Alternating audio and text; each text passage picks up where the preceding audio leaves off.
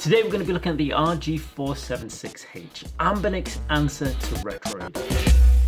Now my initial impressions of the RG476H when I opened the box were really good. Anbernic have decided to go down the path of Retroid and a lot of other console manufacturers these days and go for an all-glass front. Now I personally am not a huge fan of the all-glass front retro handhelds because I feel like although they look pretty nice now, I definitely think it's a look that's going to be dated quite quickly. I think they're prone to thumbprint marks, I think it's harder to put screen protectors on them, and overall I just like a more traditional style of console, but there's no doubt in the fact that this seems to be the direction that most console manufacturers are heading down these days, especially when they want to make their consoles look a bit more premium or high-end. And I do have to say that in the world of these glass-fronted consoles, Anbernic have definitely pulled it off. The console definitely looks more premium and high-end than a lot of the other consoles that they've brought out to date. And although it's not the first time that Anbernic have kind of copied other console designs, I've always liked that Anbernic have kind of done their own thing. And this feels a little bit more like going along with the crowd as opposed to Anbernic doing things a bit more in their own way. Now I will say they've kept the overall look and style of an Anbernic device, with it looking a bit more like a brick shape than maybe some of the curvier consoles out there. It does mean it sacrifices having a bit of a bump for you to grab onto the back of. So then you've got some more ergonomics, but it does make for a very sleek and highly pocketable and portable console. And when it comes to a device like this, that pocketability and portability is near the top of my list of important features. And overall, in general, I can say that Anbernic have succeeded in making a really solid device that looks premium and maintains its pocketability and usability for a pick up and play kind of console. Furthermore, the controls feel absolutely brilliant. The analog triggers have a great range of motion, the buttons and D-pad feel great to use, and the analog sticks don't protrude too much like we've seen on some of the older Anbernic devices. But what I will say is I would have liked to have seen the left analog stick above the D-pad, as I do feel that the closer we get to consoles that cover PS2 and GameCube emulation, this needs to be the form factor that we go for. Now there's absolutely no doubting that the RG476H looks a hell of a lot similar to the Retroid Pocket Mini, and I think on initial impressions it feels like the RG476H is a direct competitor to the Retroid Pocket Mini.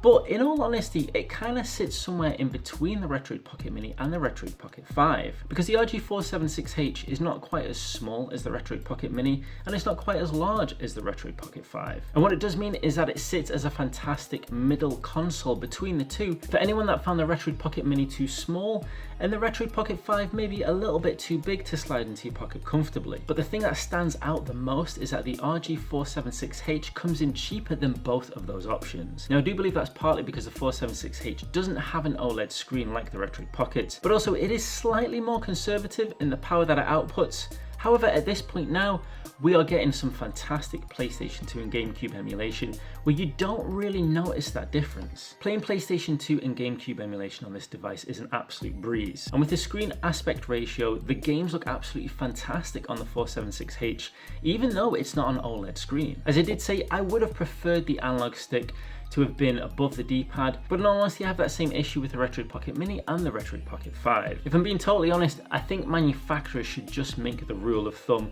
where if it's a Linux device and it's aimed at anything less than PS2 generation, put the analog stick on the bottom. But if it's an Android device and it can achieve PlayStation 2 and GameCube emulation, put the analog stick on the top. I think it's a pretty simple option that hopefully we'll eventually get to. But despite that small gripe, the RG476H is an absolutely fantastic console to have around with you anywhere to pick up and play, to have it on your desk, to have it in your pocket. It's just such a nice console that gives you the benefit of durability and pocketability that you'd want from a pocket console, but also gives you that premium feel that we're getting from these glass-fronted consoles these days, without the fear of feeling like you have to treat it like a really fragile device. I'm really enjoying Anbernic's console releases these days, and the different curveballs that they keep on throwing us. They've got some exciting consoles coming out like the RGDS. They throw us metallic consoles out of nowhere, and all of a sudden we've got a nice glass-fronted console to compete with the likes of Retroid Pocket. Whereas last year it felt like maybe Anbernic were just pumping out consoles for the sake of it. This year it feels like they're bringing out loads of consoles, but each one fits a certain type of purpose. And I have to say, out of all the console manufacturers, it's Anbernic these days that I do get most excited for when a device comes through the door, because I always feel like they could hit that sweet spot of high quality, high performance, but keep things at a fantastic cost. And this is exactly what I think the RG476H does perfectly. It gives you great pocketability and pick up and play gaming while giving you a really premium feeling console at an incredible price, especially considering the power of PlayStation 2 and GameCube emulation that it can output. It feels natural to compare it to the Retroid Pocket Mini and the Retroid Pocket 5, but I think that's doing it a disservice because the quality of console they've managed to create and the quality of emulation at such a fantastic price point, I think makes the RG476H stand out above the Retroid Pocket Mini and the Retroid Pocket 5 in its own special way. Now I will be spending more time with the RG476H and I might even do another week-long console challenge with it. But in the meantime, if you want to get your hands on one, links will be in the description below. And if you do want to check out the Retroid Pocket Mini or the Retroid Pocket 5 to compare it to, then check out these videos right here.